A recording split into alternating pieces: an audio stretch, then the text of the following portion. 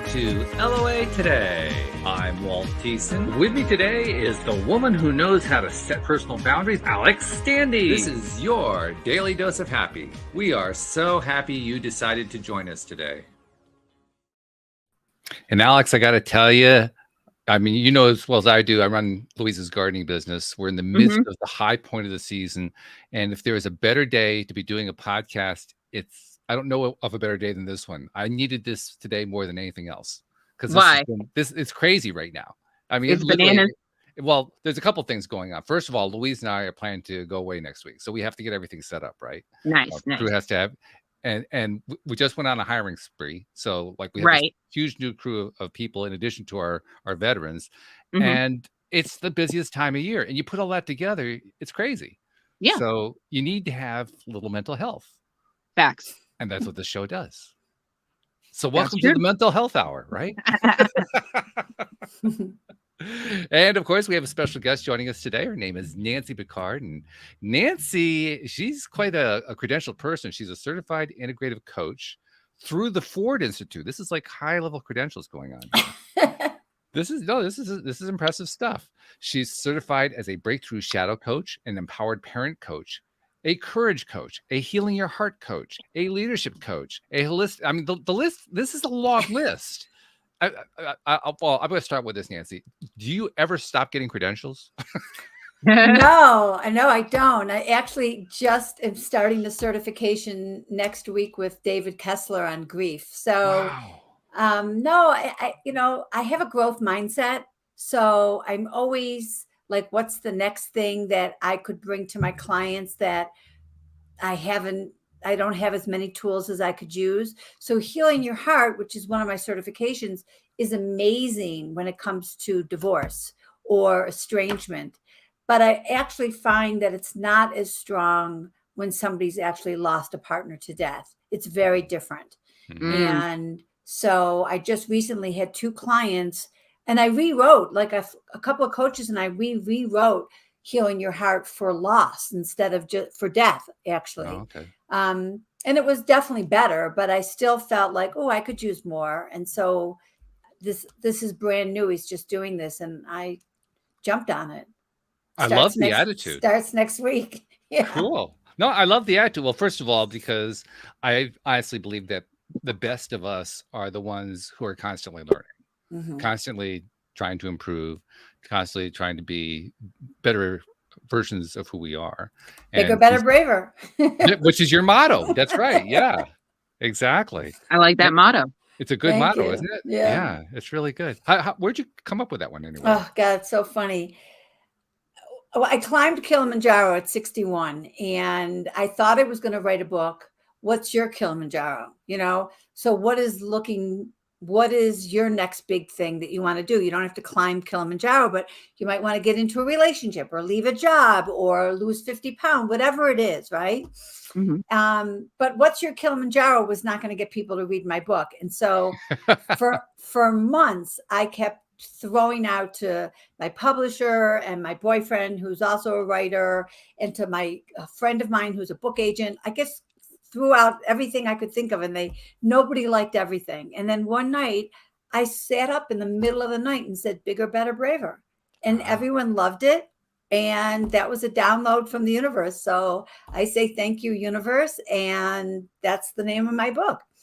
That's really great. First of all, when we get those downloads, when we get those messages like that. And second of all, when we can actually read them, detect them, pick up on them, which you did.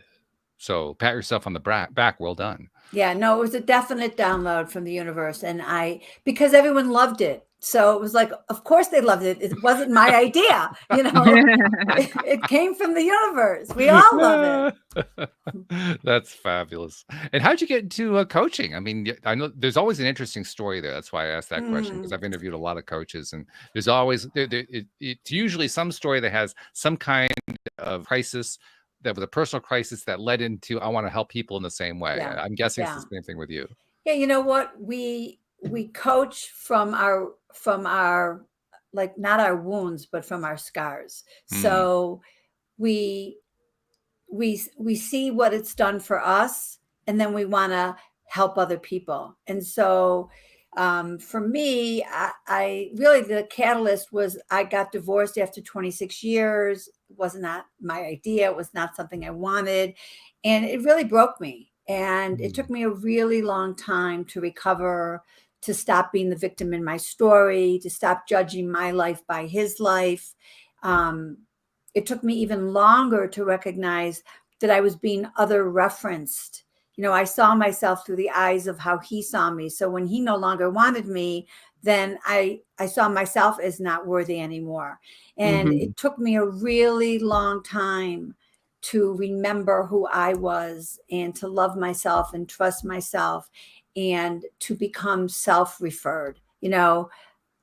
I know how good I am. I know what I bring to the table, and I don't need anybody else to tell me that. So the biggest lesson for me was that I went through my whole probably first 50 years of my life thinking that I was half of a whole. And the reason I was so strong was because I had the other half. And now I know I'm whole all by myself. I'm worthy just because I'm breathing. And that was a huge lesson for me. And I want other people to learn that. It's a really important point too, because I think a lot of people look to relationships, primary relationships, to fill them out, so to speak, to fill in the holes. Right. And I don't think most people who are in that space realize that is the basis for an unstable relationship. Right. It's a relationship that really can't survive. But so many people go for it. Even recently, just like I'm home, my dog got really badly bitten 2 weeks ago from a pit bull, and I'm still sort of recovering from it. And so I can tell that I'm like not that happy in the moment. And I realized that, well, I can't, that has to come from me. Like I can't think about like, well, why is it my partner like working harder to make me happy or this or that? It's an inside job. I can't put it on anybody else. So I have to sit in it and figure out like, what is it? What are these emotions trying to show me? And then do my own work. I mean, even though we're coaches, we're in it all the time. That's right. Yeah. My wife has a background, former psychotherapist. And when you're a therapist, your coaches, so to speak, they call them supervisors. Other therapists who you quote report to, unquote, meaning that they're there to help you work through your stuff so that you can be there for your clients. Right. And she just kept talking about that over and over again, particularly early on in our relationship, how vitally important it is to have that kind of support when you're providing support to somebody else. Right. And we do it. I first of all, I'm always getting another certification. So I'm always in the conversation. Yeah. Like, I'm always working on myself. I just hung up from a class from my organization that I have a lot of my certifications. We're starting one called Jump. Jump and your life will appear. So I'm actually going to be doing 2 at the same time, but that's one that I mentor in. But so you're always in the conversation. And like when I started this class today, I was thinking, I don't even know what I'm jumping to. Like I started the class because I'm in the certification. I need to, but I haven't even thought about what's my next jump. And so I'll have to think about it. Yeah, that's important. It's important to figure that part out. Yeah. Yeah. You also made a really interesting reference. Well, that was part of the phrase actually. You talked about being other referenced. What did that mean? It means that I saw myself through the eyes of my ex-husband. And so for 26 or 28 years, he thought that I was amazing. And so I thought I was amazing. And then when he no longer wanted me anymore, it actually didn't matter what other people said to me. Like if I would be dating and the guy would say, oh my God, you're so smart and you're so beautiful and you're such a good athlete and all of this, I would be thinking in my head, what do you know? Like, oh dear. Like, what do you know? Then you obviously aren't any smarter because, my husband, who I trusted and believed knew me so well, he no longer wanted me. And so, so it's that kind of stuff. You need to be able to love and trust yourself and stay in alignment with everything you tell yourself you're going to do so that you can love and trust yourself. And then you won't need somebody else's opinion. Yeah, boy, that really is true. In That's fact, so true. as you're talking there, it occurs to me that the other person that you're referencing, and that other reference that you're talking about, that reference is basically a way of saying, I don't refer to myself.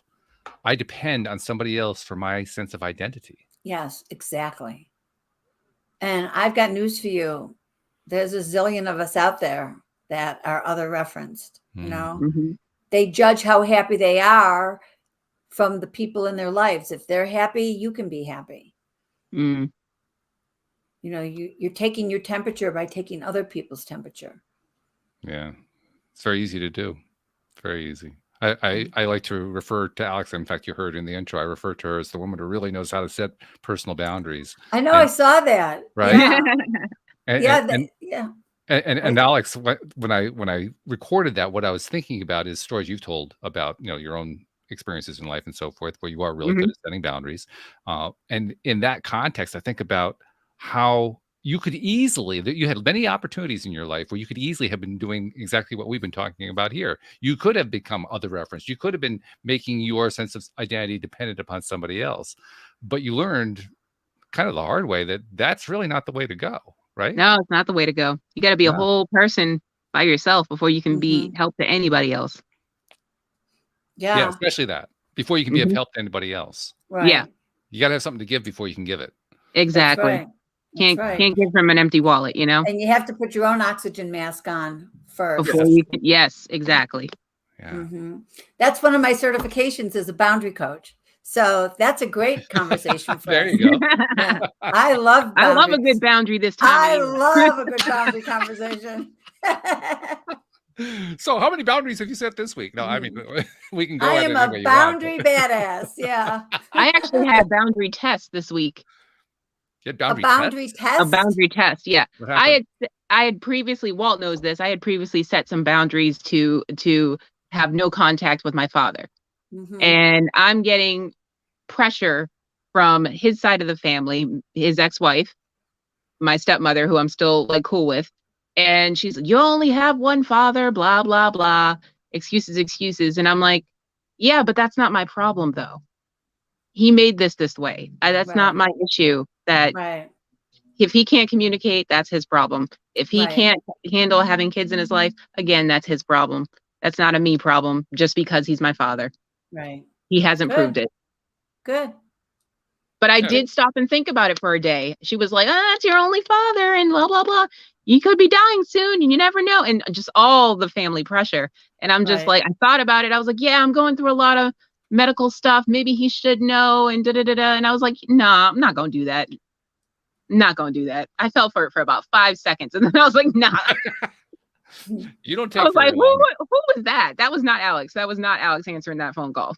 Okay. Yeah. Families put pressure. Yep, they put pressure, and in the process of putting pressure, they basically this is one example of how other people provide mirrors to us. They mirror back to us that which we most need to pay attention to. Right. Yes. And what we're putting out there. And when you put that combination together, you end up with situations like this where you're challenged, and challenges happen. Yeah. But there's an interesting piece out of, I mean, you didn't actually say it because you're actually a very kind person, Alex, but you could have said, well, the ball's in his court. I mean, it's not like he didn't have the opportunity for all these years to reach out and do something. Why hasn't he done anything? If it's really that important. He does it in a sneaky way. Like, he's had my phone number. My phone number hasn't changed in 20 years.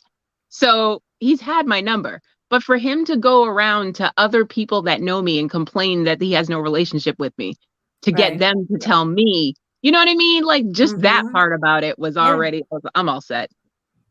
You can't even confront me on your own. So how are we going to have a conversation?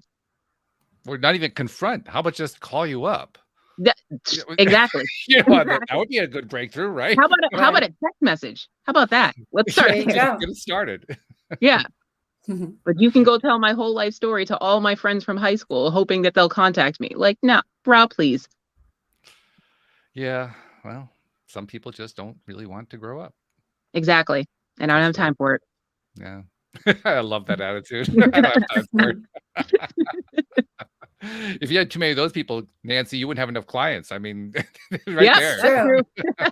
Well, but there really is a lot of estrangement going on between adult children and their older parents. It's an interesting, I think it's a phenomena that probably didn't exist anywhere, the percentage that it does now, you know, and it's interesting. I find it really interesting.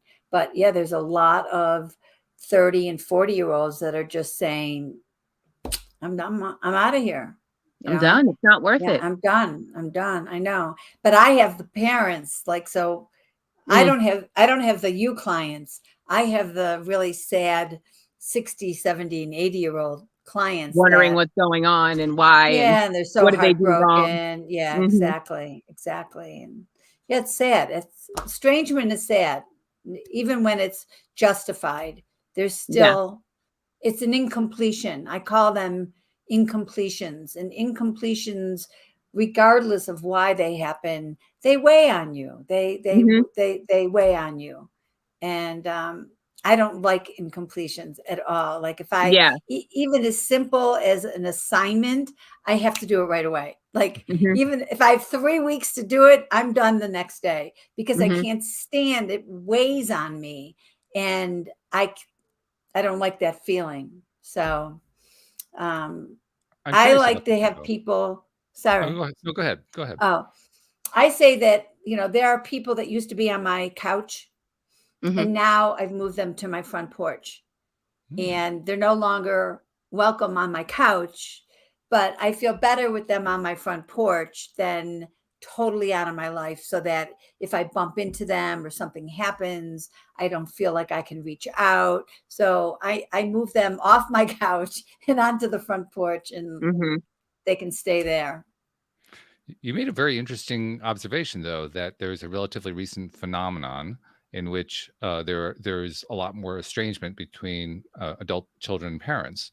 And my first initial reaction was to think back to, well, in past times, what would have happened is, because everything happened within the family unit, and the family unit didn't break up a whole lot. I mean, the whole idea of children moving to different areas of the country or around the world was a relatively unknown phenomenon. It happened occasionally, but it was not very common. Now it's quite common. So I suspect what happened during those times was, well, it was just putting up with it. And the estrangement was probably there, and that's where a lot of issues came up within families. They would constantly bubble to the surface because they were there, but because you couldn't do anything about it, well, you just put up with it. Right. But now we don't have to put up with it anymore. So it raises a few questions in my mind. One of which is, since you're dealing primarily with the parents, the ones who all of a sudden find they can't really make the connections anymore. Now, because they're the older ones, they've been around longer, so to speak. They have more experience, so to speak. I'm wondering how many of them are, because of that experience, willing to look inside rather than trying to look outside for the solution. Because all of these solutions are inside solutions. But the question becomes, how willing is a person to go inside? And I'm wondering, do the advanced years actually help people want to look inside? Well, I can only speak for the couple that I have. I have 3 clients in my history who are estranged from their adult, and they're very sad, and they really want to make amends, because honestly, worse than losing the kids is losing the grandkids. So, and I can tell you, I have 4 grandchildren, and that would just totally destroy me. So I get it. I totally get it. A lot of the things that have happened with the kids as they were growing up. And so it's sometimes it's less about what's happening in the moment than how controlling these parents may have been. And the kids are just like, they don't want it. I mean, I have to tell you that way before I was a boundary coach, my son, who's now 42, when he was in his early 30s, way before boundary work, said to me, I know you've lived a big life and you have a lot of great ideas and a lot of opinions, and I know where to go if I want it. But if I don't ask for your opinion, I don't want it. And I was, my mother and father, who were 30 years older than me, were still giving me their opinion. And here I was being told by my son that I couldn't give him my opinion. And that was like a wow. I mean, I took it. I heard him. He wasn't kidding. And so I do wonder sometimes if people are not getting the messages because they were brought up to believe that as a parent, their opinion, they're entitled to their opinion and they're entitled to share their opinion. And the reality is that the kids from today that are in their 30s and 40s, they don't feel that way. They don't feel that way. And so I learned my lesson. You know, I tell my friends that I can have blood dripping down my throat from biting my tongue, but that I won't give my opinion unless I know it's going to be received, or that I say, you know, are you willing to hear what I think? But generally, I just let them. It's their journey. If they fall, they fall. And if they don't, they don't. It's their journey. You got to let everyone have their own journey. But in order to come to that conclusion, you had to go inside and you have to say, okay, am I willing to accept responsibility for what my role is here? And am I willing to accept that role? Am I willing to thrive in that role? Or am I going to fight it? What's it going to be?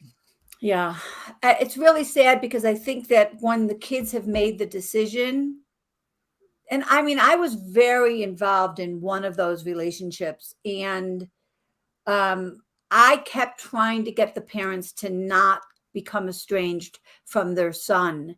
And eventually that son was pushing them and pushing them and pushing them till I finally said, I get it. I get it. You know, he was like this, like it really was more that he was trying to become estranged, and he kept trying and trying and trying to make them, you know, like in The King and I, like, how low can you go? That kind of a thing. And I finally I said, I get it, you know, do what you need to do. I get it. Even though I was like trying so hard to save that relationship. Yeah. I mean, ultimately, the only people who can save a relationship are the people in the relationship, and they both have to want to save it. Otherwise, it's not going to be saved. They both have to be willing to do the work. And they both need to step off the soapbox of being right. Yeah, that's not easy to do, is it? That's a hard pill to swallow. Yeah, but it comes down to, do you want to be happy or do you want to be right? Or even like with your dad, and I don't know anything that's going on, but the day will come where you won't have an opportunity anymore to make peace. And so you have to really make peace with the fact that you won't be making peace, and know that that's okay. And then that's a decision you made, and that's where you are. I'm just glad that I haven't had to deal with that, and you know, God willing, I never get it from my end of things. So, and I think about it. I'm careful. I really am careful. You have to be careful. I think another piece of the puzzle, from my perspective, is no matter what relationship I'm talking about, I'm going to go, you know, with my own relationships, and the ones, there are some that I have pushed away, and there are others that I have retained because I wanted to retain them. And for the ones that I pushed away, well, first of all, are there any of them that I would want under certain circumstances to pull back? I think that's part of what growth is all about, is reevaluating at times. Right. You know, do the arrangements right now suit me, or do they not suit me? And very often they continue to suit me just the way they are. Very often I'm very, very happy with the way they are. But every once in a while, you know, life brings stuff to us, right? We experience things come to us out of the blue. Some things we don't like come to us out of the blue. And there are always opportunities for us to decide, okay, how am I going to respond in this situation? And if those situations involve somebody who I had previous experience with, previous relationship with, and I pushed them away, I get one more opportunity to decide, okay, do I want to keep it that way? How do I feel about it? And the reason I'm saying all this is, as my life has gone on, what I've come to realize is it doesn't necessarily mean that I'm going to want to change the way those relationships are. In most cases, I want to keep them, you know, whatever the distance is or whatever the closeness is, I want to keep them that way.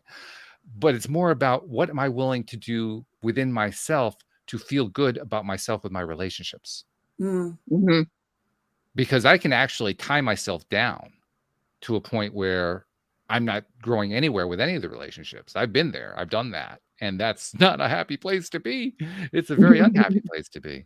But I've also found on the flip side that when I approach any of my existing relationships with a different way of thinking about the relationship, different way of thinking about what I want, different way of thinking about who the other person is, just changing perspective, I guess is what I'm talking about. And any healthy growing person, their perspective is going to change anyway over time. That's certainly been true for me. So once again, it's an opportunity with my new perspective. How do I feel about this person? How do I feel about my relationship with this person? And sometimes, not very often, but sometimes I find, I want to make a little shift here, see what happens. And recognize that the shift has to be made within me. That to me is the biggest part of it. I can't change the other person. I can't make the other person behave the way I want them to behave. I can't make them the kind of person that I want them to be. So I've left that behind, which I think is probably one of the most important things for anyone to do who's tied to that other reference thing that you were talking about before. Right. But by the same token, I also can grow myself. I can find ways to appreciate things I didn't appreciate before. I can find ways to appreciate things I didn't like so much before. And in the process, how I can feel about a relationship might change. So the work is actually me going inside and saying, how do I feel now compared to where I felt, say, 5 years ago or 2 years ago or 3 seconds ago with this relationship that I may have kept at arm's length. And those are the situations in which I find myself saying, every once in a while, you know what? I want to change this one because I can see that relationship differently now. I can see that person differently now. So I'm willing to at least, just reach out a little bit, see what happens. And if I don't like what happened, I can just leave it where it is. Right. I also think you're not the only one changing. Yeah, so exactly. The reality is that you and this other person may have both evolved. And so what you still have is the love that you once had for that person. And you may both have evolved to different people now. And so if you get back together, you still have that old love, yet you're both evolved people. So you don't really know. I find it hard to believe that one of you has grown and the other one is stuck in the past. Everybody evolves. Hopefully everybody does more inner work as they go. I don't know about your father, Alex, but I'm just saying, I'm just saying that, and I mean, because I'm a coach and I'm in this work, my parents both passed in the last 2 years, but before they died, I was forever like trying to get my mom to see things differently and to understand that you can't always give your opinion, or you don't have to say what's on your, you don't have to always say everything that's on your mind. And, I worked with her to try to get her to evolve because she grew up with one set of beliefs. And I'm like, Mom, that doesn't really work today. You really have to be more open-minded and you don't have the right to always give your opinion, I mean, those kinds of things. So it's an interesting journey. Or you do have the right to give the opinion. You just don't have the right to assume that the other person is going to want to receive it. Right. Yeah. Your opinion is not always welcome. Yeah. Yeah. Yeah. That can be a hard one for some people. I know not so much with this, but where my mom was concerned, my mom passed in July 2019. Toward the end of her life, I was realizing my relationship with her was good. But I was realizing that there was something about my mom that I never quite gotten a handle on until like the last couple of years of her life. And this had a lot to do with her background. She grew up as a child of the Great Depression. She was influenced by all of those events that happened. And she grew up in a very poor family. So she got really the brunt of what happened during that time period. And one of the things that happened with her, not so much happened with her, it happened within her, or didn't happen within her, perhaps is a better way of saying it, is she never really learned how to decide what she wanted in life. And in those last 2 years, it really became clear to me. I mean, I would ask her point blank things like, well, what do you like? Not what do you like to do, but just what do you like, period. And she couldn't answer the question. Yeah. And I had to actually come to terms with the fact that it was very likely that she was going to pass without her ever answering that question. She didn't know. It was her I mean, that's the shadow work. So Yeah. her voice never mattered. Her opinions didn't matter. And now she's 80 or 90 years old. Right. And that's not going to change. She didn't actually ever ask herself, what do I want? What do I need? What would make me happy? Well, I think she actually could have changed if she wanted to. I don't think she really wanted to, because that would mean addressing stuff, like it says, shadow work, addressing questions within herself, within her own mind, her subconscious, that she didn't want to address. Right. So I had to be okay with just respecting that. Okay, that's her choice. Yeah, it's her journey. Yeah. And inner work is hard. A lot of people don't want to do the work. I can't tell you how many people will say, oh, so-and-so, I gave your number to a friend of mine. They said that they'd be interested in working with you. Never hear from them, all the time. And it's because they think it's a good idea in theory, and they can see how much the other person has gotten out of it. But really digging in and looking at your stuff is scary for a lot of people. Yeah, it is, which is kind of odd, actually, because when you actually do that kind of work, it isn't all that bad. Yeah, I love it for a while. I love it. I'm so different. I think one of the things that I thought early on, way before I even heard the term shadow work, I had some idea what it was. I would refer to it as like therapy, but early on, my impression was, oh my God, you're going to go through massive pain and it never ends. Right? Yeah. No. That was one of the impressions I had. Yeah. Right? Yeah. And of course, it's not true at all, but boy, does it seem true. Yeah.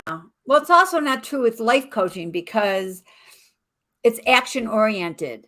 So you're not only uncovering things, but you're taking small action steps to change. So there is change. You're not like week after week after week sitting on the couch, going over your childhood and all your wounds and bleeding all over the couch. Right. Yeah. That definitely sounds worse. That sounds miserable, actually. Yeah. Ours are little pinpricks. Right. Yeah. Well, that's the other odd thing, because when you actually start delving into what are the early influences that have troubled me and carried on for a period of time, when you finally identify them, God, it's a matter of seconds to work through them.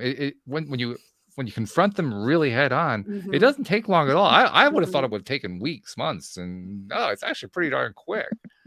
So what we're afraid of is actually just purely in our mind of being afraid of it. Well, what's in our subconscious that's ruling our operating system that we're not aware of, when you actually bring it to the light into your conscious mind, it's from your childhood. And so it made sense and kept you safe as a child. But as an adult, you actually can see, wow, oh my God, I can so see how that developed and how it helped me. But I can also see how it's been costing me. And so once you give it light, it's not so hard. It's still like, it's onions. You got to peel away. It can come back again and again and again. But the reality is you can see it from your adult conscious mind and recognize that it no longer supports you. You are worthy. You are safe alone. Your voice matters. You're not broken. You are lovable. All these shadow beliefs of, I'm not good enough. My voice doesn't matter. I have to be perfect to be loved. I have to control everything to be safe. I'll never be chosen. I'm not good with money. Spiritual people don't care about money. These are all examples of beliefs that we get from our childhood that no longer support our adult self. And there's an interesting side point that which you kind of alluded to for a moment there, which is that very often these sore points, these often traumatic points from childhood, become the basis for tremendous stuff that comes later on. Like they become like the springboard, let's call it. You have this really bad traumatic event happens, but it becomes a springboard to having marvelous stuff coming out of it. And then you look back and you say, wow, that actually served a purpose. I sure didn't feel like it at the time.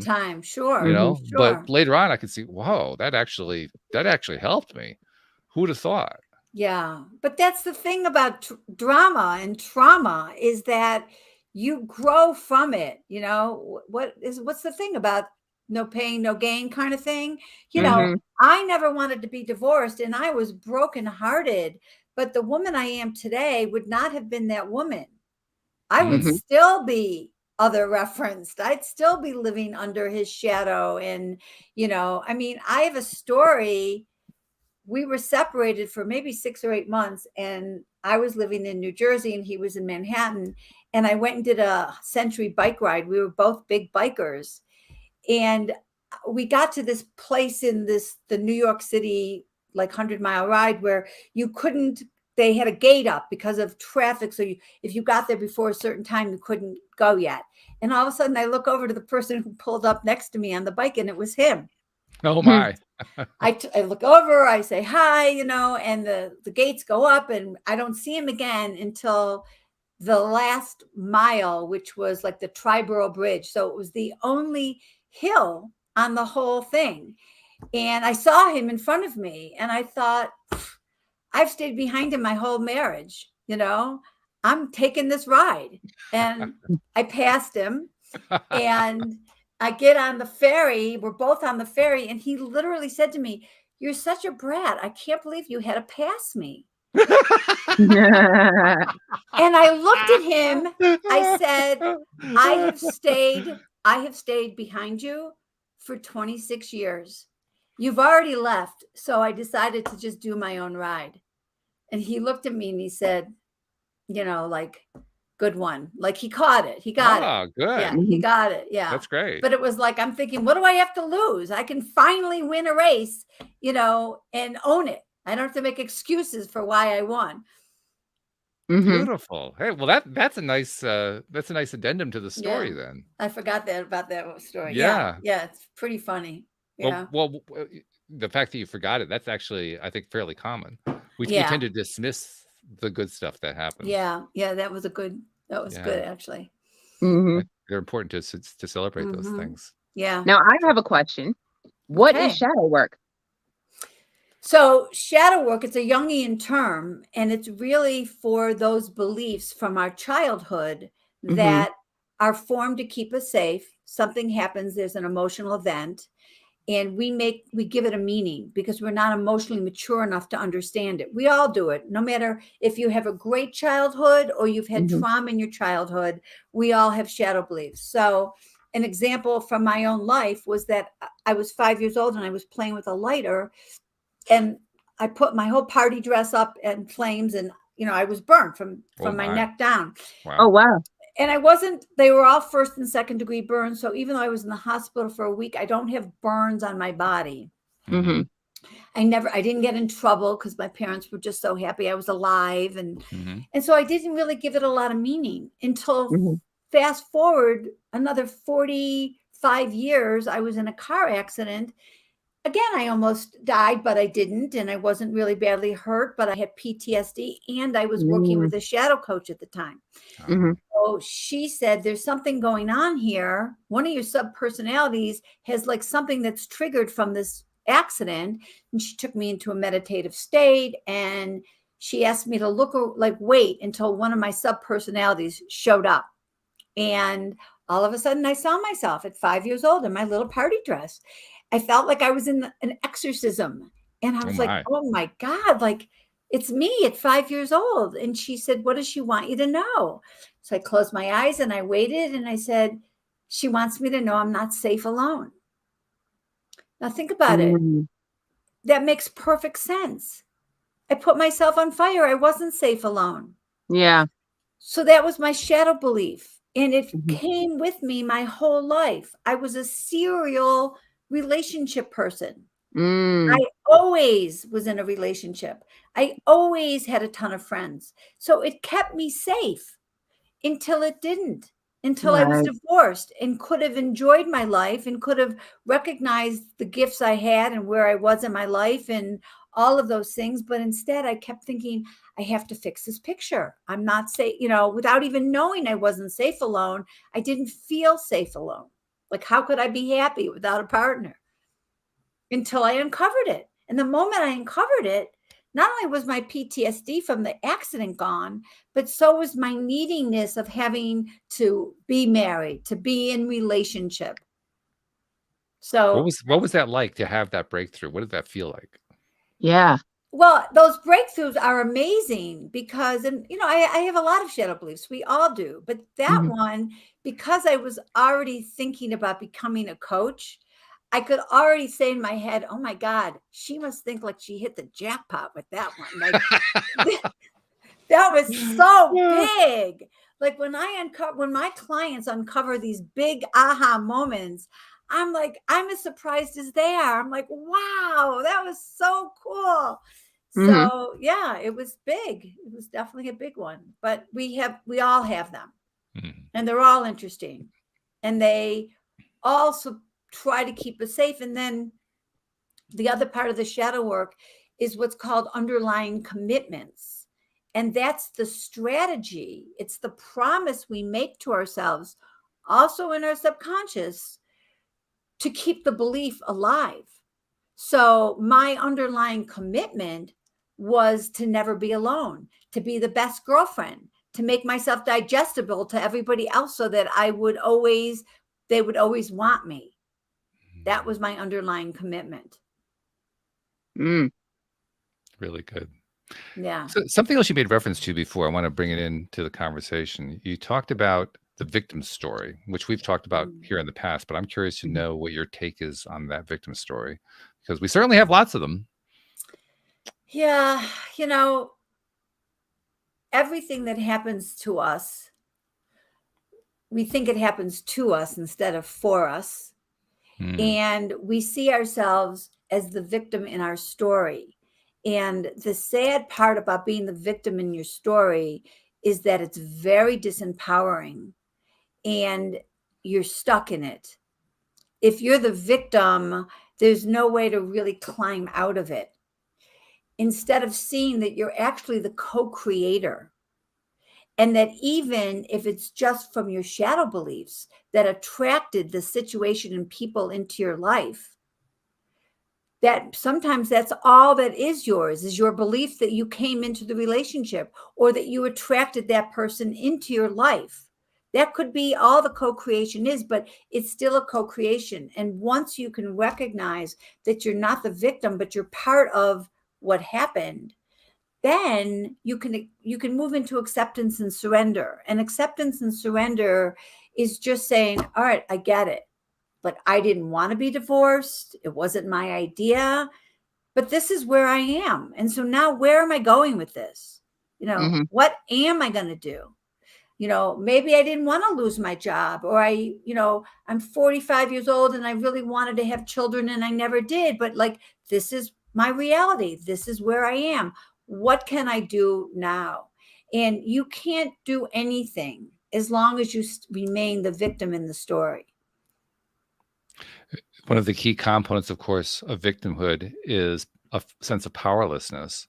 And I'm sure we can talk about that. But there's also another thing that comes up. I imagine you have run into it in people that you have worked with as clients or people you've just known, which is that sometimes victims find that their victimhood is a form of power. Yeah. We ain't ready for that conversation, though. Yeah, but it's true. And it keeps if you're the victim in your story, you don't have to look at your own crap. You don't have to, if your belief is that, I'll never be chosen, then you don't even have to look at why you're not being chosen. You have that belief and that's enough, and you're the victim, you'll never be chosen. Instead of, I say I want this, but what I'm experiencing is this. I say I want to be in a relationship, but what I'm experiencing is seeing what's wrong with every guy I date, and leaving them before they can leave me. I say I want to lose 50 pounds, but what I'm experiencing, and then you can say, my whole family's fat and I was brought up on this and we believe this and love and comfort and food and it's all entwined.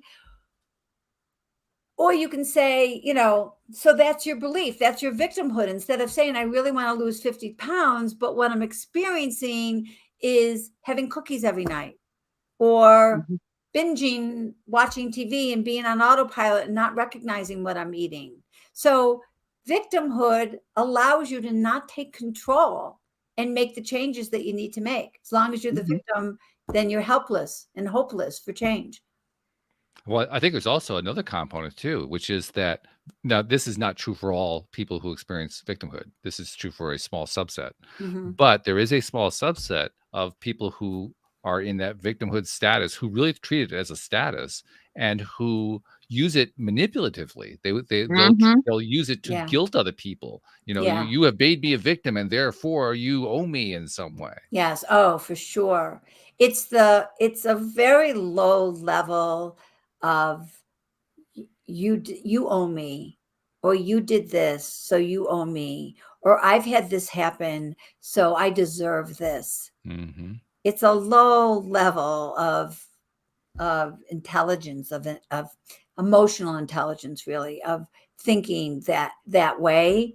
But I listen, I know people who are drama queens, and they define themselves by their drama. Like when I work with them, they actually have the belief that without the drama, they would be boring. Sure. I was just going to say that. Yep. It's crazy because really what happens as an adult is that everyone's sick of your drama. We're not buying into it. We're not interested in it. But you haven't learned that, and you're still shoveling it out. Well, and it's not terribly surprising in one sense because we live in a society that's based on drama. Yeah. So their society keeps mirroring to them, well, everybody else is getting by with drama. Look at all the gains other people make with their drama. Why should I let go of mine? Yeah. This same person actually told somebody, you just have to guilt them into it. Guilt works every time. Wow. They're actually that open about it. That's pretty out interesting. here. Unbelievable, right? Yeah. Unbelievable. I know. Well, I mean, I've seen it in people in law of attraction circles. It is one of the hardest challenges to face up to, facing up to the idea that I am responsible for what I attract into my own life. Right. And there are some people who just refuse to do that under certain circumstances. They say, yes, it's always true, except for this one area. Yeah. How can it be? Yeah. Yeah. And that area it's always something that is very dark. It's very, certainly represents some kind of situation that nobody would ever say they favor, like, parent losing their child, or somebody being attacked by somebody else, or something like that.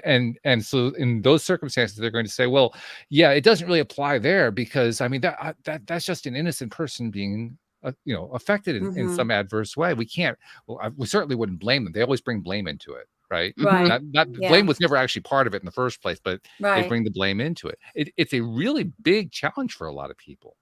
Not a lot, but a significant number. I don't want to say a lot. It makes it sound like a large chunk of the population, but there is a significant piece of the population. It's a big challenge for them, especially when they encounter these ideas. How am I going to get around that? And they basically say, I'm not going to get around that. That's just, it's there. It's a part of life. And, the law of attraction doesn't apply there. That's all there is to it. So interesting. Yeah. It's resistance. It is. It's huge resistance. Yeah.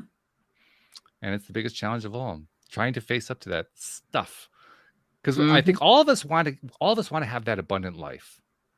Even those of us who don't know anything about LOA, we all want to have that abundant life. Yeah. Most of us maybe don't even think that it's possible. But even among those of us who do think it's possible, we struggle. We struggle a lot. And the hardest lesson of all is recognizing that we have to go inside to make the whole thing shift. Yeah. And that every choice matters. Yeah. And that you're 100% responsible for all of your choices. Yeah. And that's really hard. People don't want to have to. I have clients, to me, because I know that I'm capable of following through, the thought that every choice matters and I'm responsible, that's a gift for me. Because then I know, okay, great. If it's just me, then I can handle it. Other people are like, oh no, I don't want that. They want to blame other people. They don't want to be responsible.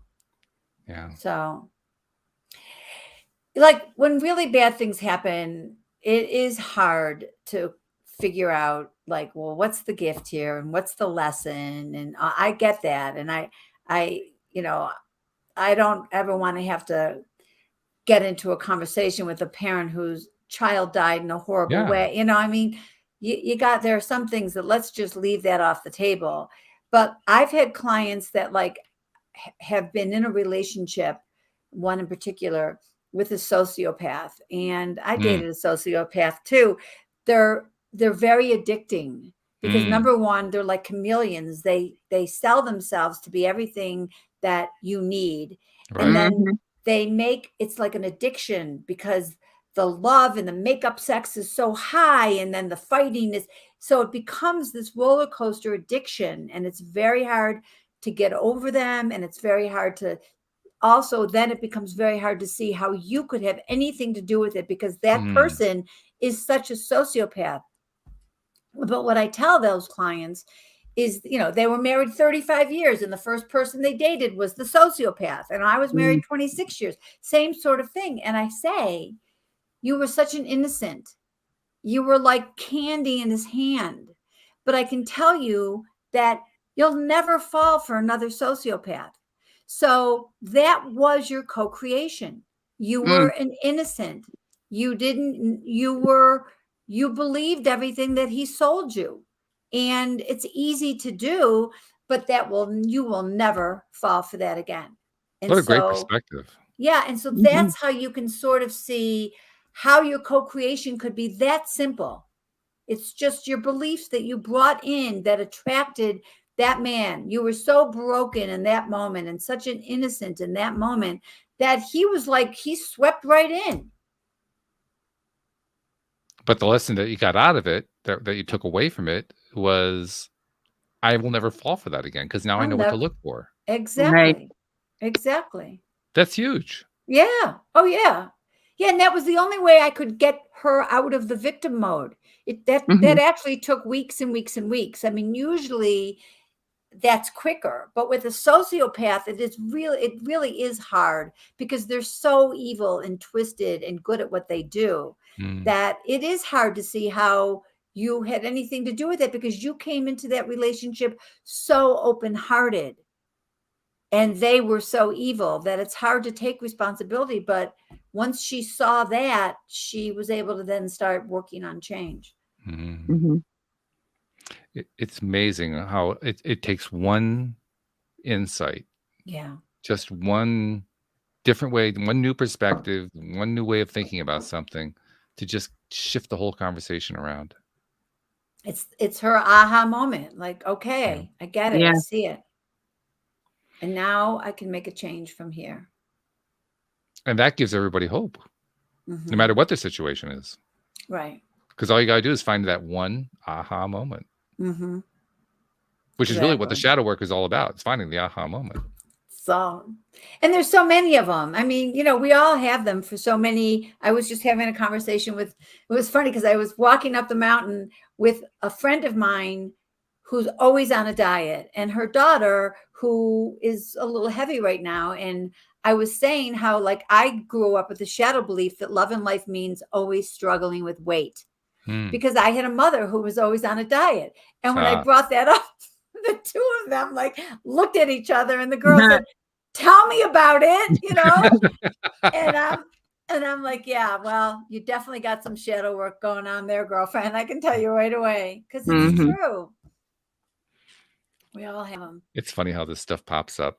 I think one thing that is happening is that it's popping up more often. I mean, we talked earlier about how because people are able to move not just away from home, but far away from home. There's sort of a diaspora that goes on now among the population as children become adult children.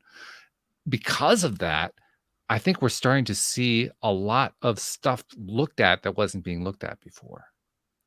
Maybe, but it's like, my parents, I said this earlier, they both died in the last 2 years. And my sisters and I they could not have had better daughters taking care of them to the day they died. And they were amazing parents and we were amazing children in their death. And I feel sad that there are a lot of good parents out there that are losing that because they were good parents, but their children it's much easier today to just write them off and not really put together how much they really had did do for you in your life. And I don't mean it as like, I didn't feel obligated to do it. It was a heart. We all wanted to be there and do that for our parents. Mm-hmm. But, I see some of my clients who are in their 80s and they're going to die alone. And I find that so sad. I really do. So I don't want to get on that subject again, but I do think that kids today it's easier for them to walk away than than my generation. Like our generation versus your generation, I'm assuming, right? And so and it's not a blame thing. I'm just saying that you're right. The kids move out, they're gone. And especially if you didn't have a good relationship, but I'm the 2 out of the 3 that I know of, they did have a good relationship, but maybe they were controlling, maybe they were opinionated, but they certainly weren't abusive, and they certainly tried to be good parents. I know that because I know that, but it can happen anyway. And then there you are. Very interesting perspective. It's one of the things that I love about doing this show. I encounter all kinds of fascinating perspectives, and you presented one more really, really good one. So thank you for that. Before we part company for the day, though, you can't just go away. You have to actually share some information about how do we find out about your book, and how do we find out about you, and how, if somebody wants to work with you, how do they reach out to you? So clue us in on all that stuff. Okay. Yeah. So it's going to be in your show notes, right? I think I sent you my media kit. Okay. So you've got all this stuff, so my book is Bigger, Better, Braver, Conquer Your Fears, Embrace Your Courage, and Transform Your Life. You can buy it on Amazon. It's a soft covered, paperback. It's also the Audible, which is me. It was a bigger, better, braver moment for me to do my own Audible. And if you want to have a free call to see if coaching with me works for you, that's also will be on your notes, but that's a link on my website. So my book is on my website, all of my different certifications, the free discovery call, a free chapter to my book, all of that is on my website. And that's nancypickardlifecoach.com. And I have a new course that's on this company called Gen Connect You. It's called Career Strategies for Achieving Your Greatest Potential. And you have a code that's BBB Success for 20% off that course. I'll make sure that's sort of like the Bigger, Better, Braver, for the working. It's really for a working woman, actually.